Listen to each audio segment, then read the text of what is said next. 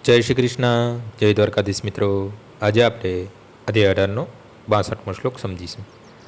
તમેવ ચરણમ ગચ્છ સર્વભાવેન ભારત તત્પ્રસાદાત પરમ શાંતિ સ્થાનમ પ્રાપ્યસી શાશ્વતમ. હે ભારત, સર્વથા સંપૂર્ણપણે તેમના ચરણે જા. તેમની કૃપાથી તું પરમ શાંતિ તથા સર્વોપરી સનાતન ધામ પ્રાપ્ત કરીશ. માટે જીવાત્માએ જીવમાત્રાના હૃદયમાં વસતા પૂર્ણ પુરુષોત્તમ પરમેશ્વરના ચરણે જવું જોઈએ અને તેનાથી તેનું ભૌતિક જગતના સર્વ સંતાપોમાંથી છુટકારો થશે. આવી ચરણાગતિથી તે આ જીવનમાં સર્વ દુઃખોમાંથી મુક્ત થશે. એટલું જ નહીં, પરંતુ અંતે તે પરમેશ્વરના સાનિધ્યમાં પહોંચી જશે. વૈદિક સાહિત્યમાં દિવ્ય જગતનું વર્ણન કરવામાં આવ્યું છે તથા વિષ્ણુ પરમપદમ સમગ્ર સર્જન ઈશ્વરનું રાજ્ય છે.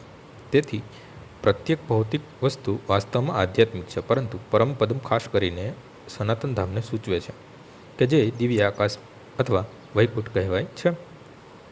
ભગવદ્ ગીતાના 15મા અધ્યાયમાં કહ્યું છે, સર્વસ્વ ચાહમ હૃદય સન્નિવિષ્ટ. ભગવાન દરેક જીવના હૃદયમાં વચેલા છે. માટે મનુષ્ય અંતર્યામી પરમાત્માનું ચરણ લેવું એવી ભલામણનો અર્થ એ જ છે કે પૂર્ણ પુરુષોત્તમ પરમેશ્વરનું શરણ ગ્રહણ કરવું. અર્જુને કૃષ્ણનો પરમેશ્વર તરીકે અગાઉ સ્વીકાર કરેલો જ છે. 10મા અધ્યાયમાં તેમનો પરમ બ્રહ્મ પરમધામ તરીકે સ્વીકાર થયેલો છે. અર્જુને કૃષ્ણને પૂર્ણ પુરુષોત્તમ પરમેશ્વર તથા સમસ્ત જીવોના પરમ આશ્રય તરીકે માનેલા છે. તે એટલા માટે જ નહીં કે એ તેનો અંગત અનુભવ છે, પરંતુ એવા કારણે કે નારદ, અસીલ દેવલ તથા વ્યાસ જેવા અધિકારી મહાપુરુષોનો પણ તેવો જ મત છે.